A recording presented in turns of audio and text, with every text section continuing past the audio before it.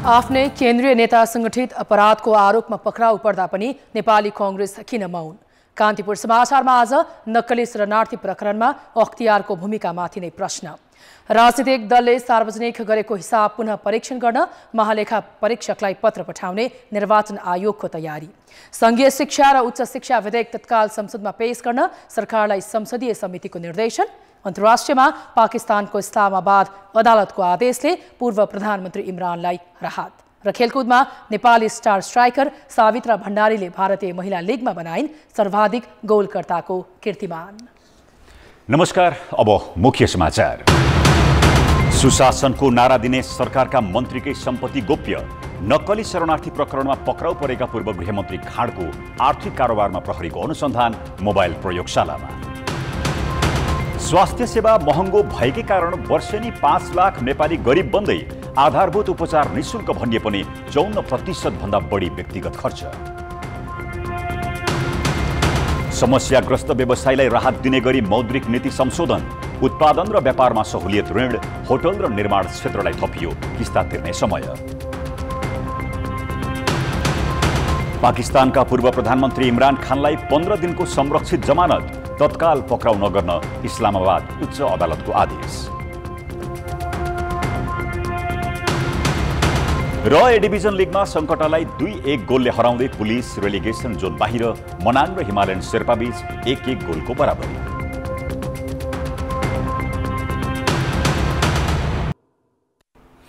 नक्कली भुटानी शरणार्थी प्रकरणमा पक्राउ परेका पूर्व गृहमन्त्री बालकृष्ण खाँडको आर्थिक कारोबारमा पनि प्रहरीले अनुसन्धान थालेको छ। प्रहरी स्रोतका अनुसार पूर्व मन्त्री खाँडले रकम बुझेको बारेमा थप प्रमाणित गर्न बैंक विवरण खोजी गरिएको छ। पक्राउ परेका सानो भण्डारीले मन्त्रालयमै गएर रकम बुझाएको भन्दै बयान दिएपछि प्रहरीले खाँड विरुद्ध थप प्रमाण सङ्कलन गरेर पक्राउ गरेको थियो। सङ्गठित अपराध निवारण सम्बन्धी ऐनले आरोपीको बैंक खाता तथा सम्पत्ति रोक्का राखेर समेत अनुसन्धान गर्न सकिने अधिकार दिएको छ। आरोप प्रमाणित भए पीडितलाई क्षतिपूर्ति समेत भराउनु पर्ने भएकाले खाँडको बैंक खातामाथि प्रहरीले अनुसन्धान अघि बढाएको हो। त्यस्तै उनको मोबाइल पनि परीक्षणका लागि विधि विज्ञान प्रयोगशाला पठाइएको छ। पक्राउ परेका सचिवले आवश्यक कामका लागि मन्त्रीसँग कुरा भइसकेको भन्दै सानो भण्डारीलाई मेसेज पठाएको देखिएपछि खाँडको पनि मोबाइल परीक्षण गर्न लागि हो। प्रहरीले हिजो खाँडको मैजुवाहाल स्थित घरमा खान तलासी समेत गरेको थियो। अनुसन्धानका लागि आवश्यक कुनै सबूत भेटिन सक्ने भएकाले पक्राउ परेको आरोपीका घरमा खान तलासी गर्नु नियमित प्रक्रिया भएको प्रहरीको भनाइ छ। खाँडसँग प्रारम्भिक सोधपुछ गरिरहेको प्रहरीले आइतबार सरकारी वकिल कार्यालय मार्फत बयान गराउने तयारी गरेको छ। नक्कली भुटानी शरणार्थी प्रकरणमा 12 जना पक्राउ परिसकेका छन् भने पूर्व उपप्रधानमन्त्री टोपबहादुर रायमाझी फरार छन्। नक्कली भुटानी शरणार्थी प्रकरणमा आफ्नै नेता पक्राउ पर्दा पनि नेपाली कांग्रेस मौन बसेको छ। केन्द्रीय सदस्य एवं पूर्व गृहमन्त्री बालकृष्ण खाँड पक्राउ परेको 3 दिनसम्म पनि कांग्रेसले आधिकारिक धारणा सार्वजनिक गरेको छैन। सत्ता गठबन्धनको सबैभन्दा ठूलो दल कांग्रेसले यो प्रकरणबारे कुनै आधिकारिक निर्णय गरेको छैन। हिजो र अस्ति बसेको पदाधिकारी बैठकमा नक्कली शरणार्थी प्रकरणमा पक्राउ परेका खाँडका बारेमा निर्णय लिनेबारे चर्को विवाद नै भएको थियो। उपसभापति धनराज गुरुङ, महामन्त्रीहरू गगन थापा र विश्वप्रकाश शर्माले खाँडलाई तत्काल कारबाही गर्नुपर्ने धारणा राखेका थिए। तर संस्थापन पक्षले अनिच्छा देखाएपछि कुनै पनि निर्णय भएन। हामीलाई त हाम्रो पार्टीको नेताको माया लाग्छ, लागेर के गर्ने? त्यो त हाम्रो हातमा छैन नि त। देशको कानुनले के भन्छ, देशको यो अहिलेको छानबिनले के भन्छ, त्यसको आधारमा सबै निर्णय हुने हो। जो यसमा आफू संलग्न छन् तिनलाई कानुनी दायरामा ल्याउनुपर्छ। कानुनी उपचार नगर्ने हो भने लोकतन्त्र, कानुनको शासन, विधिको शासन रहँदैन। निर्वाचनको घोषणापत्र हेर्नुभयो भने भ्रष्टाचारका सन्दर्भमा शून्य सहनशीलता र सुशासन कायम गर्न हाम्रो प्रतिबद्धता भनेको छ नि। देखाउने बेला यो हो नि त, प्रतिबद्धता देखाउने बेला। सुशासनको नारा वकालत गर्ने कांग्रेसले संगठित अपराधमा आफ्नै नेता संलग्न भएको आरोप लाग्दा समेत केही नबोली बस्दा नेतृत्वको नियतमै प्रश्न उठेको छ। सोही प्रकरणमा मुछिएका एमाले सचिव टोपबहादुर रायमाझीलाई पार्टीले निष्कासन गरिसकेको छ।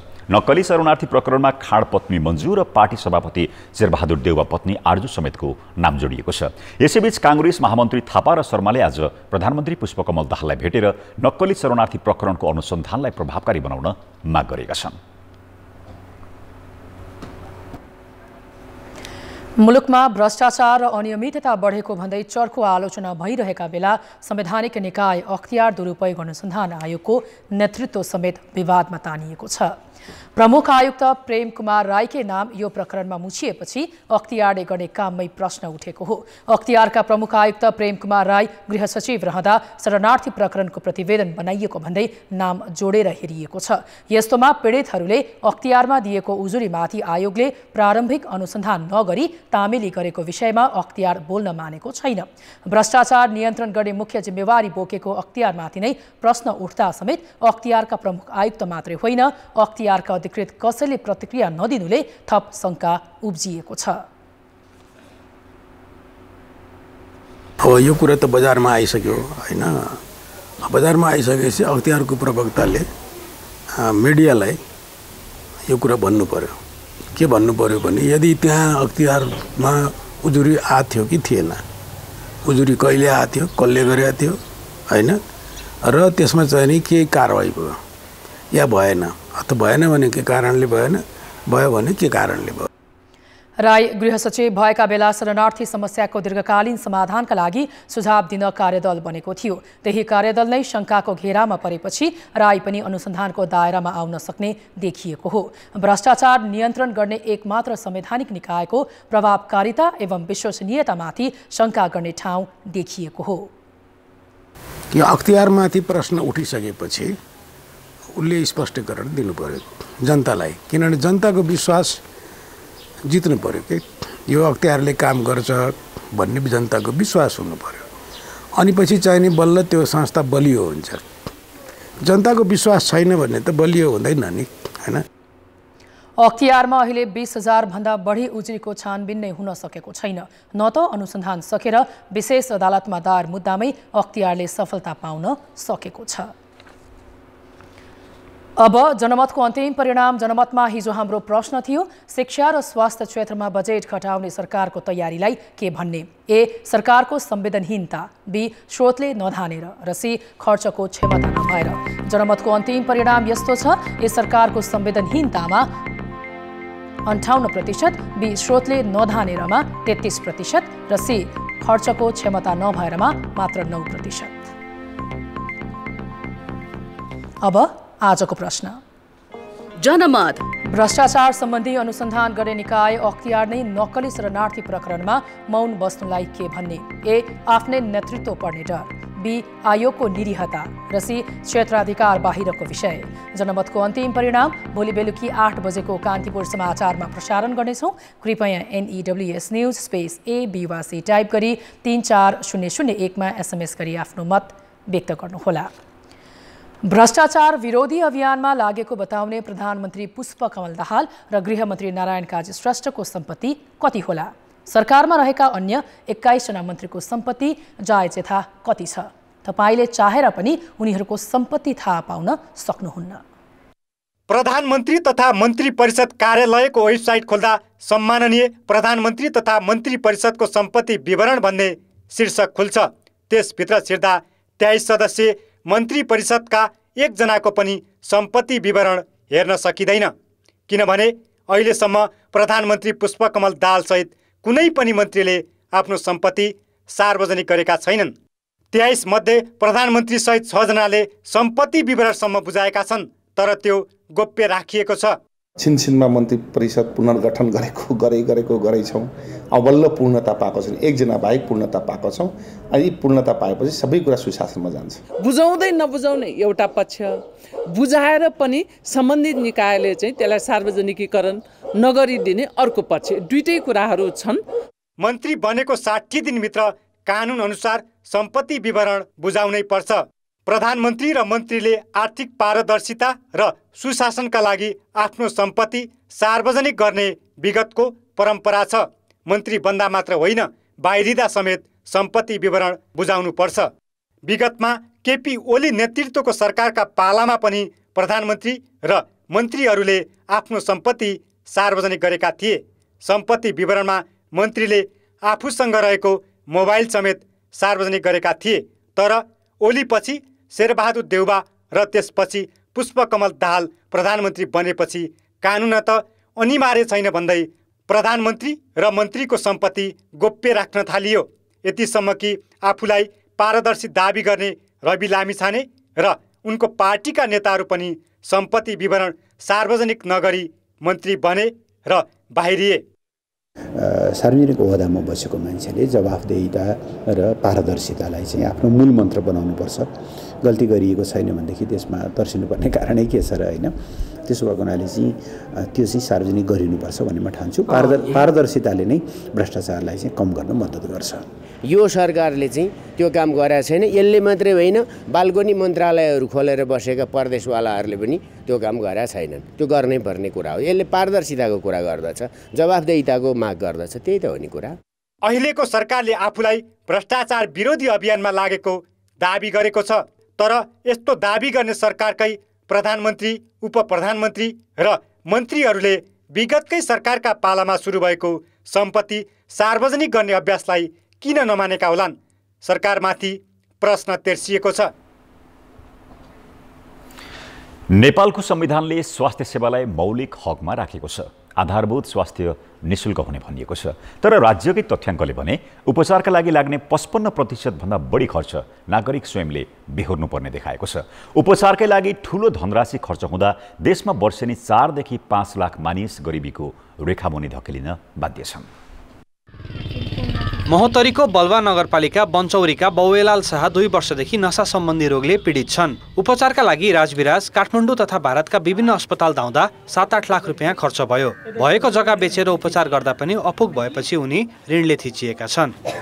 नस के खराबी है, बुझली, चले में दिक्कत है, बड़ कठिन से माने कर्जा पैसा लके बहुत कठिन से लोग देलक 1000-1200 कर्जा। सल्यानको कुमाक गाउँपालिकाकी सुनिता बोहरा गत असोज 15 गते दुर्घटनामा घाइते भइन्। बाँकेको नेपालगञ्ज हुँदै भारतका विभिन्न अस्पतालमा उपचारपछि अहिले जिल्ला अस्पताल सल्यानमा राखिएको छ। अहिलेसम्म उपचारका लागि 25 लाख रुपियाँ खर्च भइसकेको छ। उपचार गराउँदा गराउँदै सबै सम्पत्ति सकिएको छ। आफूसँग भएको सबै पैसा सकिसक्यो, ऋण कर्ज काटेर अब कसरी बचाउने भन्ने भइसक्यो। धेरै दुःख भइसकेको छ मलाई।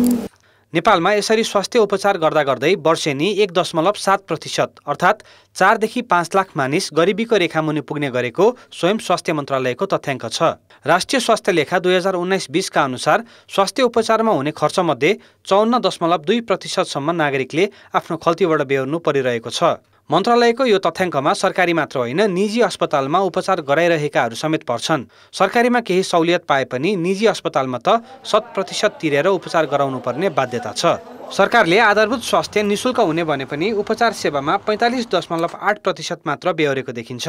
नागरिकले आफैले जोग गर्नुपर्ने स्वास्थ्य उपचार पर्यो भने चाहिँ आफैले जोग गर्नुपर्ने बाध्यता देखिन्छ। यो हाम्रो चाहिँ विगतका एनालाइसिसहरू हेर्ने हो भने करिब नेपालमा 5 लाख जस्तो नागरिक गरिबीको रेखामुनि धकेलिएको, व्यक्तिगत खर्चको कारणले गरिबीको रेखामुनि धकेलिएको छ भने करिब 30 लाख व्यक्तिहरूले आफ्नो वार्षिक आम्दानीको 10% भन्दा बढी स्वास्थ्य उपचारमा मात्रै खर्च गरेको तथ्याङ्क छ।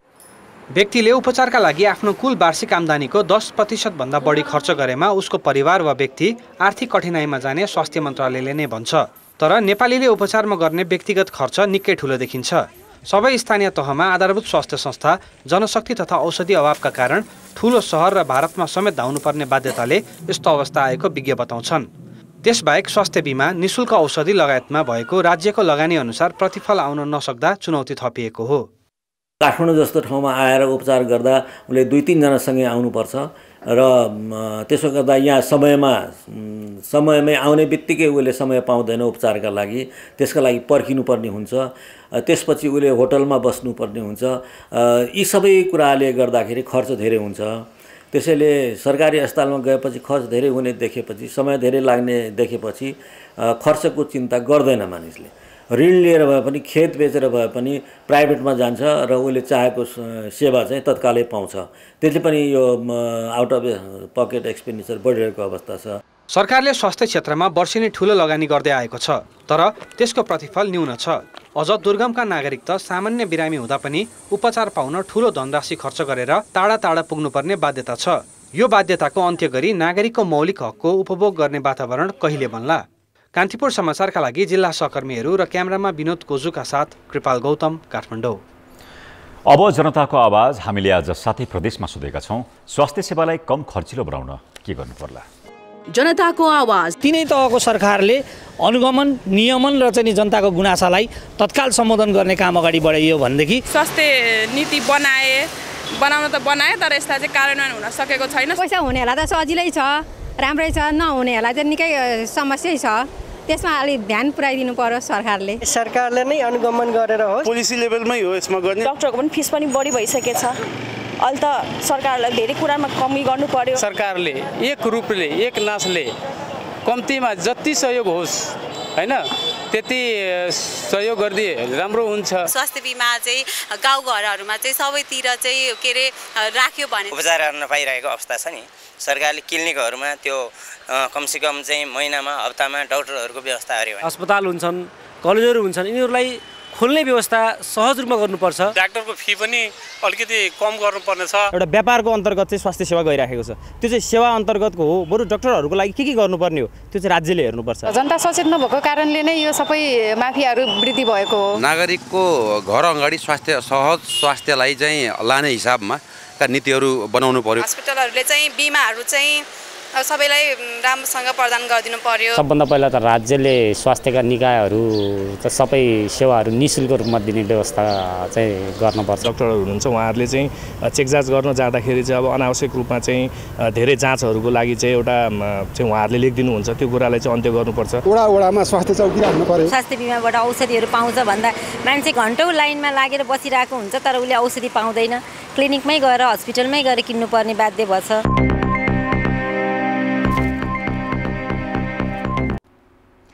निर्वाचन आयोगले दलहरूलाई जिम्मेवार बनाउन र सुशासन कायम गर्न भन्दै सार्वजनिक गरिएको लेखाको पुनः परीक्षण गराउने भएको छ।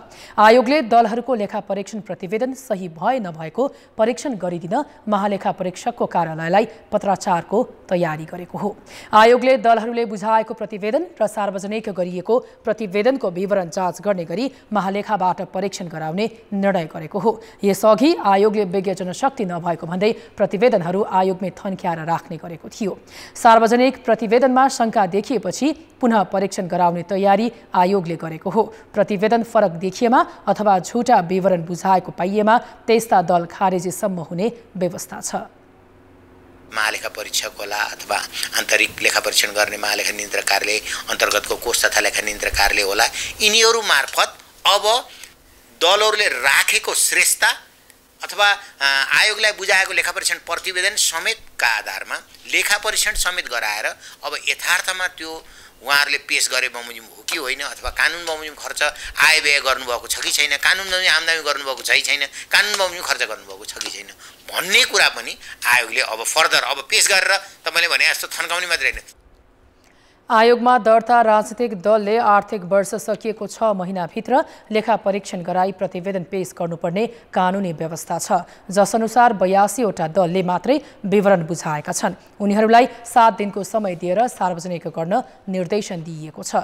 त्यसैगरी ढिला गरी प्रतिवेदन बुझाउने 9वटा, लगातार 2 वर्ष नबुझाउने 5वटा र अघिल्लो आर्थिक वर्षको नबुझाउने 16वटा दलसँग आयोगले कारण माग गरेको छ। लगातार 3 वर्षसम्म प्रतिवेदन नबुझाए दल खारेजीसम्मको प्रावधान छ। 2 वर्ष अघि आयोगले लेखा परीक्षण प्रतिवेदन नबुझाउने 42 दल खारेज गरेको थियो। प्रमुख प्रतिपक्षी दल नेकपा एमालेले सबै केन्द्रीय सदस्यलाई 1 वर्षसम्म स्थानीय तहमा खटाउने भएको छ। एमालेले 341 केन्द्रीय सदस्यलाई भूगोलको जिम्मेवारी दिएर खटाउने तयारी गरेको हो। पार्टी मुख्यालय ललितपुरको चासलमा जारी केन्द्रीय समितिको बैठकले केन्द्रीय सदस्यहरूलाई 753 वटै पालिकाको जिम्मेवारी दिएर पार्टीको काममा खटाउने तयारी गरेको हो। 1 वर्षको सांगठनिक कामको कार्यविभाजन गरेर खटाउने योजना एमालेको छ। प्राप्त सुझावहरूलाई समेत विश्लेषण गर्दै पार्टीको केन्द्रीय नेतृत्वले सोचेका योजनाहरूमा समेत तिनलाई समायोजन गर्दै पार्टीको वार्षिक कार्ययोजनाको प्रस्ताव तयार गर्नेछ र भोलि बस्ने केन्द्रीय कमिटीको बैठकमा 2080 जेठदेखि 2080 चैत्रसम्म नेकपा एमाले देशैभरि देशव्यापी ढङ्गले के कस्ता कार्यक्रम गर्छ, प्रवास तथा जनसङ्गठनहरूमा समेत के कस्ता कार्यक्रम गर्छ, हामीले एउटा खाका तयार गर्नेछौँ। केन्द्रीय समितिको बैठकमा नेताहरूले मिसन ग्रासरुट अभियान प्रभावकारी नहुँदा उपनिर्वाचनमा पराजय भोग्नु परेको सचिव टो बहादुर रायमाझी नक्कली शरणार्थी प्रकरणमा मुछिँदा पार्टीमाथि नै नैतिक प्रश्न उठेको विषयमा नेतृत्वको ध्यानाकर्षण गराएका छन्। केही भोट गुमाएको भन्ने समीक्षा छ, अध्यक्षज्यूको प्रतिवेदनमा पनि त्यही कुरा आएको छ र बाँकी हामीले 165वटै निर्वाचन क्षेत्र मात्र होइन पालिका स्तरमै पनि हामीले चाहिँ यो छलफलहरू गरेका छौँ। त्यसो भएर मिसन ग्रासरुटले हामीलाई पार्टीका सदस्य तहदेखि नै गुणस्तर कायम गर्ने गरी अघि बढ्नका निम्ति झकझकाएको छ, बाटो देखाएको छ, सुधारको चाहिँ घन्टी बजाएको छ। बैठकमा अध्यक्ष ओलीको राजनीतिक प्रतिवेदनमाथि 9वटा समूह बनाएर छलफल भएको थियो। समूहका टोली नेताले प्रस्तुत गरेका विषयमाथि भोलि बिहान बस्ने स्थायी समिति बैठकले छलफल गरी पूर्णता दिने र दिउँसो बस्ने केन्द्रीय कमिटिको बैठकबाट अनुमोदन गराउने तयारी छ। संघीयताका लागि धेरै पटक आन्दोलन भएको स्थान हो मध्य प्रदेश। त्यही मध्य प्रदेश सभा र प्रदेश सरकार भने गतिहीन छन्। सधैँ सत्ता र शक्तिका लागि भुलिँदै आएका त्यहाँका राजनीतिक दल प्रादेशिक संघीयताको अभ्यासमा किन चुक्दैछन् त? मध्य प्रदेश सभाले दोस्रो कार्यकाल सुरु गरेको 5 महिना बितिसकेको छ। यी 5 महिनामा प्रदेश सभाका जम्मा 8वटा बैठक भएका छन्। 9औं बैठक जेठ 2 मा बस्दैछ। अन्य प्रदेशसँग नै तुलना गर्ने हो भने पनि मध्य प्रदेश सरकार र प्रदेश सभाको गति सुस्त छ। अन्य प्रदेशमा एउटा अधिवेशन सकिएर अर्को समेत सुरु भइसकेको छ। प्रदेश सभाका समितिमा सदस्यको टुङ्गो लागे पनि सभापति छानिएका छैनन्। त्यसैले मिनी संसद भनिने संसदीय समितिको बैठक पनि बस्न सकेको छैन।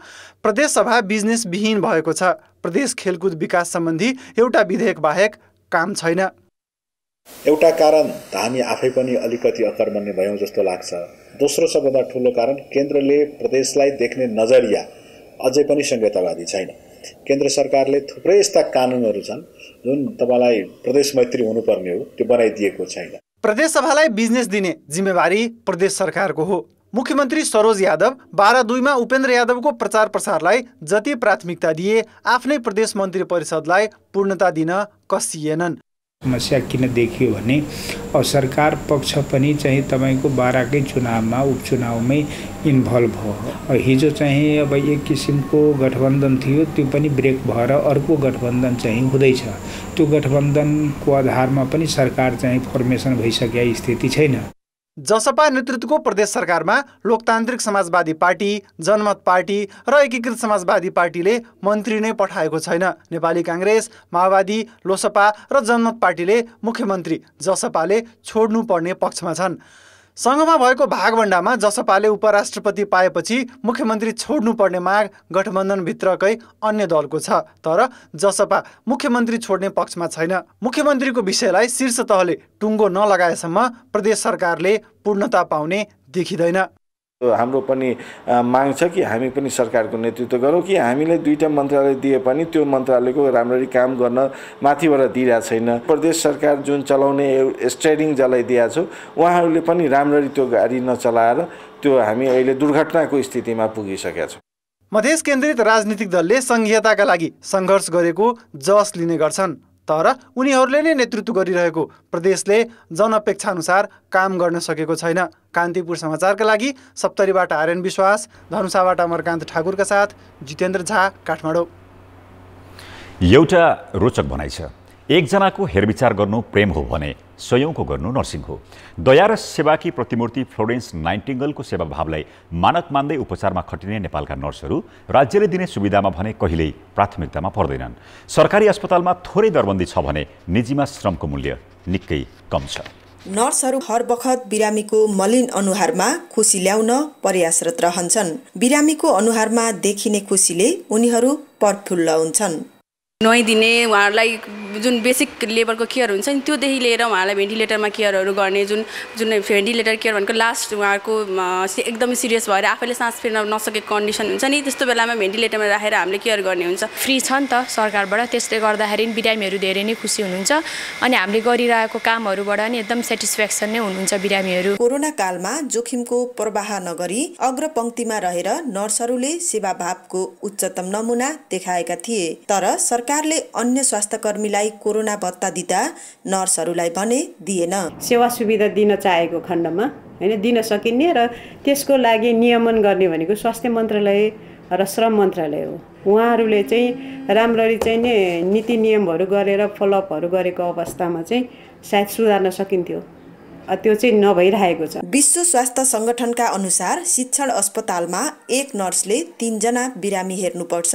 अन्य अस्पतालमा एक नर्सको भागमा 5 बिरामीसम्म हुनुपर्छ। नेपालमा सरकारले बनाएको अस्पताल सञ्चालन तथा स्तरोन्नति मापदण्ड निर्देशिका 2073 अनुसार नर्स र बिरामीको अनुपात मिल्दैन। त्यसैले 2 जना नर्सले 40 जनासम्म बिरामी हेर्नुपर्ने बाध्यता छ। पेसेन्ट नर्स रेसियो हुनुपर्छ नि, त्यो रेसियो चाहिँ रहेको छैन के, जसले गर्दाखेरि चाहिँ पेसेन्टले क्वालिटी केयरहरू चाहिँ पाइरहेको छैन। नर्सिङ परिषदको तथ्याङ्क अनुसार नेपालमा हाल नर्सहरूको संख्या 1,05,000 छ। नर्सिङमा विद्या बारिदी सम्मका कक्षाहरू छन्, तर नर्सहरूको व्यावसायिकता र पारिश्रमिकको पाटो कमजोर छ। 10 देखि 12 लाख खर्चेर वर्षौं लगाएर पढेका नर्सले निजी अस्पतालमा अहिले पनि मासिक 10 देखि 12 हजारमा मात्रै काम गर्न बाध्य छन्।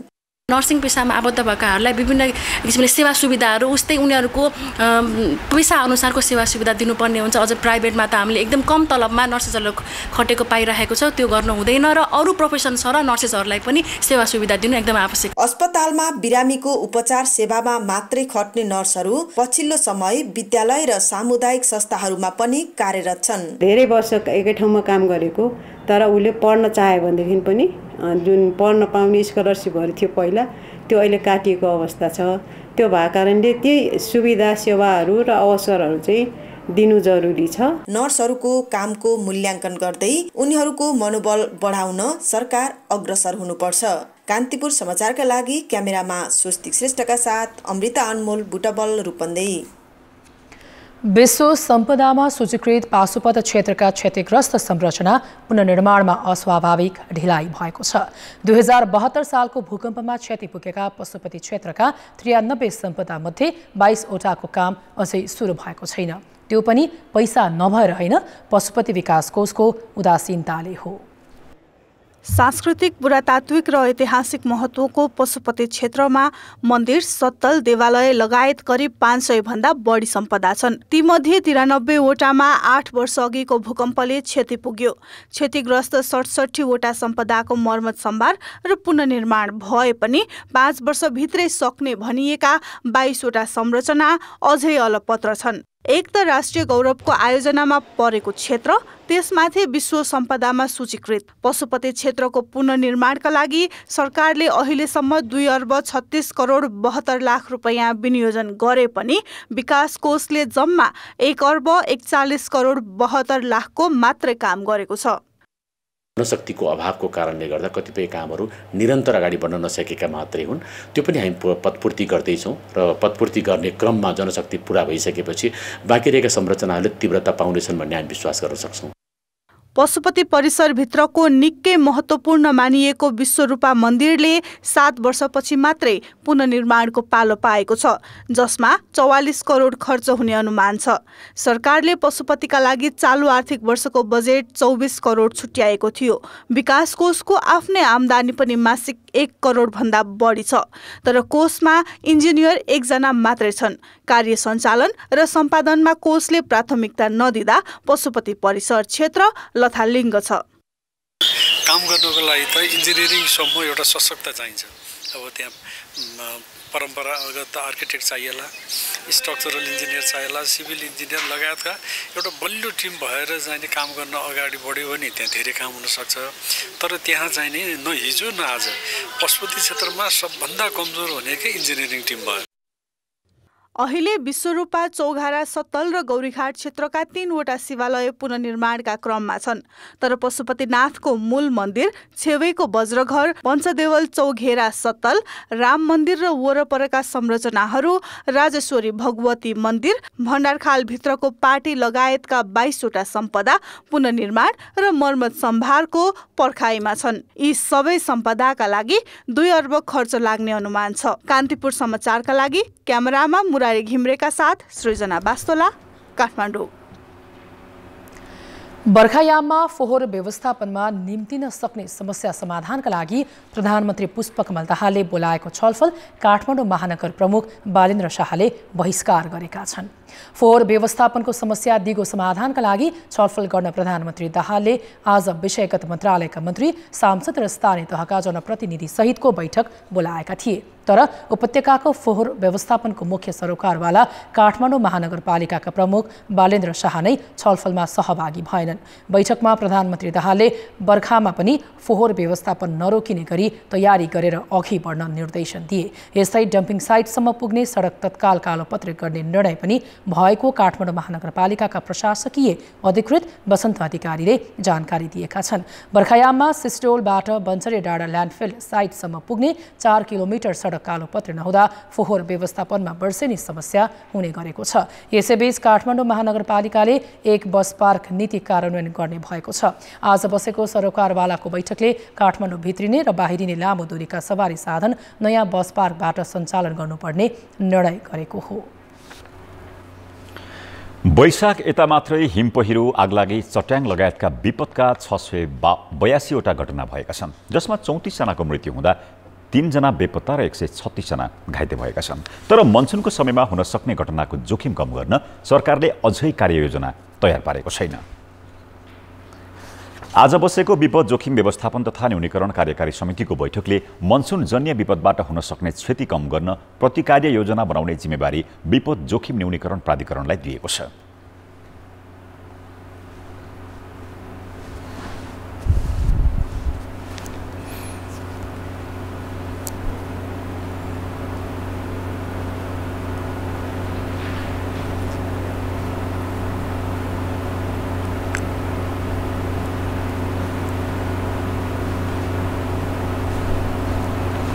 बैठकले विपद पूर्व तयारी तथा प्रतिकार निर्देशिका बनाउन समेत निर्देशन दिएको छ।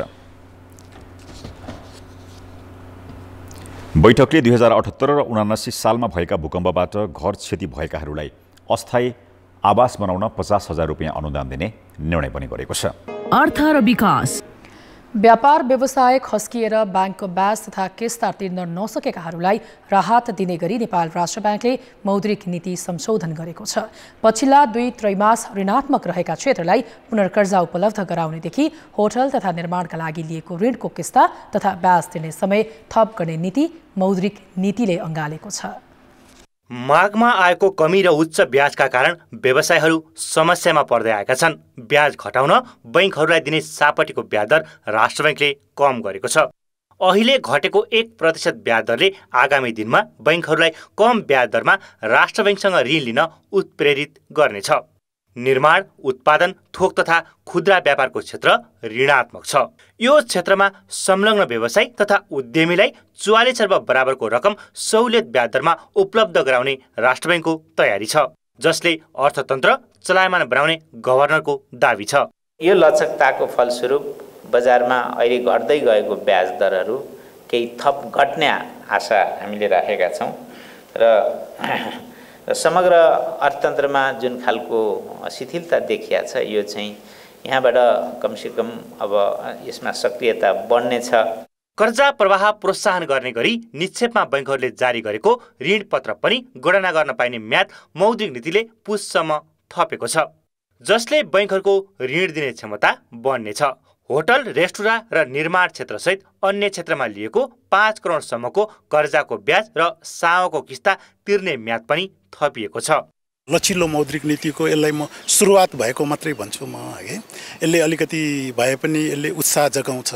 जस्तो विगतमा हाम्रो बैंक दर 5 थियो, त्यसलाई 7 गरियो र त्यसलाई पछि 8.5 गरियो। आज 1% भए पनि उहाँले घटाउनु भएको छ है। यो बैंक दर घट्ने निरन्तरता यदि पायो भने यसले हाम्रो ब्याज दरलाई अवश्य पनि हाम्रो यो लगानी योग्य रकमको सीमाभित्र ल्याउने छ भनेर। चालु पुँजी कर्जामा आगामी असार मसानसम्म म्याद थप्ने सुविधा पनि प्रदान गरिने भएको छ। राष्ट्र बैंकले सुस्ताएको घर जग्गा र शेयर बजार नै केन्द्रित गरेर भने कुनै सुविधा ल्याएको छैन। मुलुक मन्दीमा गएको जुन पृष्ठभूमि थियो त्यो पृष्ठभूमिमा केन्द्रीय ब्याङ्कका नीतिहरू अलिकति त्योसित तादात्म्यता हुने हिसाब किताबको आउनु पर्थ्यो। त्यही क्रममा यो राष्ट्र ब्याङ्कको पछिल्लो तेस्रो त्रैमासको मौद्रिक नीतिको समीक्षा आएको जस्तो लाग्छ मलाई। यो लचकता सजगतापूर्वक भएको राष्ट्र ब्याङ्कको दाबी छ। अन्य मुलुकमा बिस्तारै महँगी नियन्त्रणमा आएकाले त्यसको प्रभाव नेपालमा पनि पर्ने राष्ट्र ब्याङ्कको आकलन छ। कान्तिपुर समाचारका लागि क्यामेरामा विकास जोशीका साथ भरत रावल र सुधिल पोखरेल, काठमाडौँ। नेपाल चेम्बर अफ कमर्सले उत्पादनमुखी र प्राकृतिक स्रोतको अधिकतम उपयोग हुने बजेट ल्याउन अर्थमन्त्रीलाई सुझाव दिएको छ। अर्थ मन्त्रालयमा आज भएको कार्यक्रममा चेम्बरले जडीबुटीको निर्यात र कार्बन व्यापारको विषयमा बजेट केन्द्रित गर्न सुझाव दिएको हो। हाल कायम रहेको 13% भ्याटलाई वस्तुको प्रकृति हेरेर फरक बनाउनु पर्ने, नागरिकतासँगै प्यान कार्ड बनाउनु पर्ने, पुँजीगत खर्च बढाउन समय सीमा नै निर्धारण गरी कार्ययोजना बनाउन पनि चेम्बरले सुझाव दिएको छ।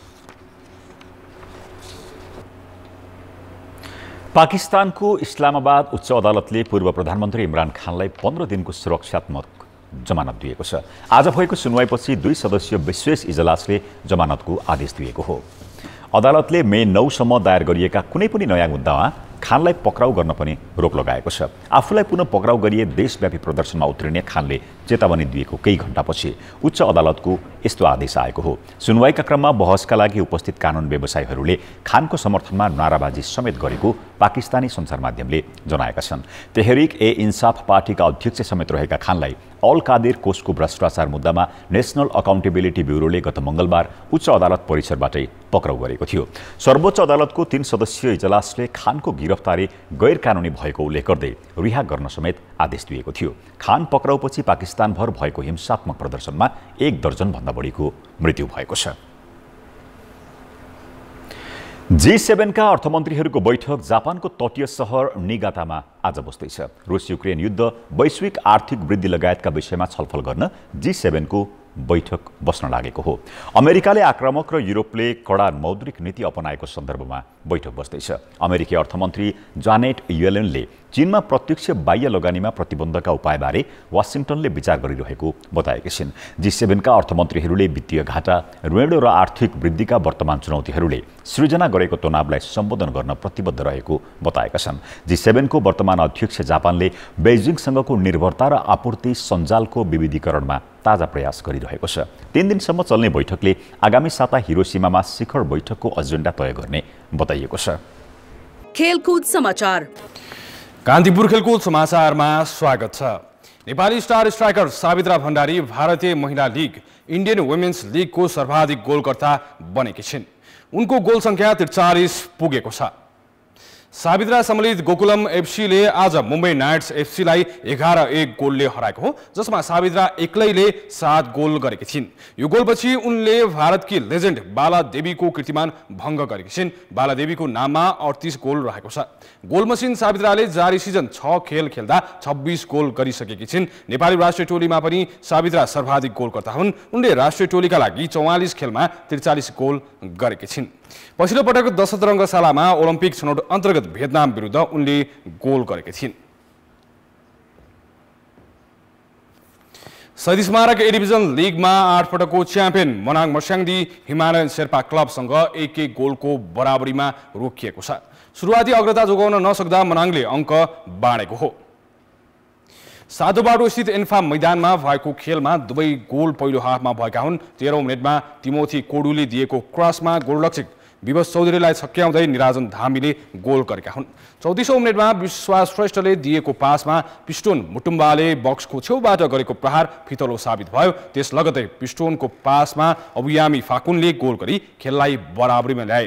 पहिलो हाफको इन्जुरी समयमा मनाङले अग्रता बनाउने मौका गुमायो, तर रोशन पहरीले गरेको प्रहारलाई गोलरक्षक विवश श्रेष्ठले उत्कृष्ट बचाउ गरे। दोस्रो हाफमा दुवै टोलीले गोल गर्न सकेनन्। अघिल्लो लेगमा मनाङले शेर्पालाई 1-0 गोलले पराजित गरेको थियो। यो नतिजापछि मनाङ त्रिभुवन आर्मीलाई उछिन्दै 8औं स्थानमा उक्लेको छ। उसको 21 अङ्क भएको छ। यता समान खेलबाट 21 अङ्क जोडेको शेर्पा हेड टु हेडका आधारमा 9औं स्थानमा यथावत छ। शहीद स्मारक ए डिभिजन लिगमा नेपाल पुलिस क्लबले सङ्कटालाई 2-1 गोलले पराजित गरेको छ। यो जितपछि पुलिस रेलिगेसन क्षेत्रबाट बाहिर निस्किएको छ।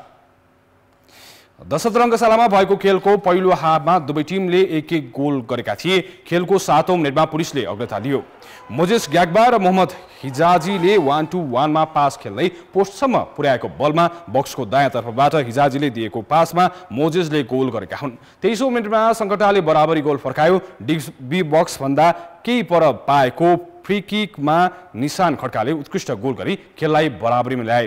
निर्धारित समयको 12 मिनेट बाँकी रहँदा पुलिसले अग्रता बनायो। रविशङ्कर पासवानले मध्य भागभन्दा केही अघि बढेर दिएको पासमा मोहम्मद आशिकले बक्सभित्र नियन्त्रणमा लिँदै गोल गरे। सोही गोल पुलिसको जितमा निर्णायक बन्यो। यो जितपछि पुलिस पुछारबाट 11औं स्थानमा उक्लेको छ। 17 खेलमा 5 जित दर्ता गरेको पुलिसको 19 अङ्क भएको छ। समान खेलबाट 20 अङ्क रहेको सङ्कटा 10औं स्थानमा यथावत छ।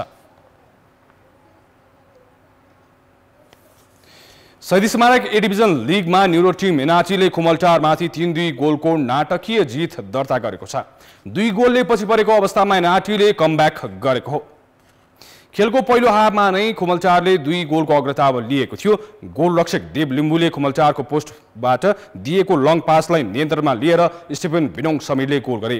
दोस्रो गोलमा पनि देवले भूमिका खेलेका थिए। उनले दिएको पासलाई स्टिफन बिनोङले हेडर मार्फत राजीव लोप्चनलाई असिस्ट गरे। राजीवले 2 डिफेन्डरलाई झुक्क्याउँदै बक्सभित्र लगेर गोल गरेका हुन्।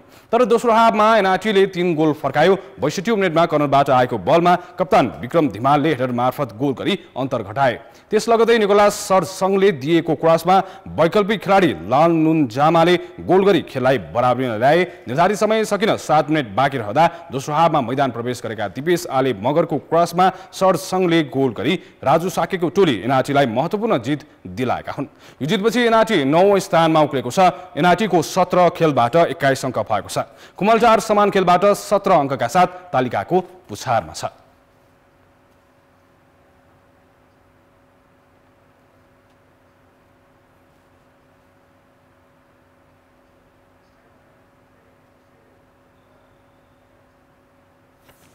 राष्ट्रिय पुरुष बीच भलिबल प्रतियोगिताको सेमिफाइनल समीकरण पूरा भएको छ। पाल्पाको रानीमहलमा जारी प्रतियोगितामा 3 विभागीय टोली त्रिभुवन आर्मी, नेपाल पुलिस र एपीएफ क्लब तथा कर्णाली प्रदेश अन्तिम 4मा प्रवेश गरेका हुन्। आर्मीले क्वार्टर फाइनलमा मध्य प्रदेशलाई 21-11 र 21-14 ले पराजित गरेको हो। यस्तै कर्णालीले गण्डकी प्रदेशलाई 21-17 र 21-14 ले हरायो। एपीएफले लुम्बिनी प्रदेशलाई 21-10 र 21-12 को सोझो सेटमा पराजित गर्यो। समचरणमा कर्णालीलाई सोझो सेटमा पराजित गर्दै अन्तिम 8मा पुगेको नेपाल प्रहरीले आयोजक टिमलाई 21-9 र 21-15 को सोझो सेटमा पराजित गरेको हो।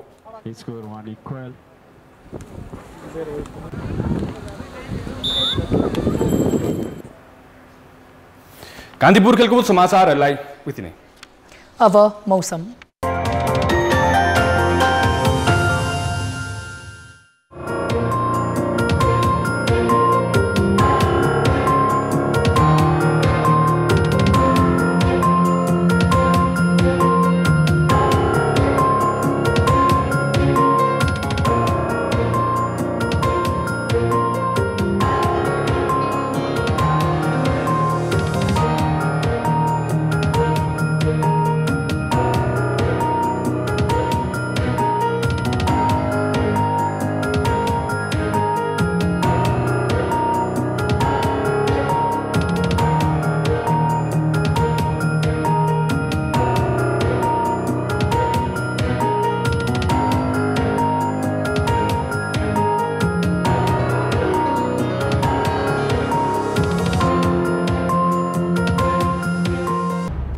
कान्तिपुर समाचार अहिलेलाई सकियो। कान्तिपुर टेलिभिजन हेर्दै गर्नुहोला।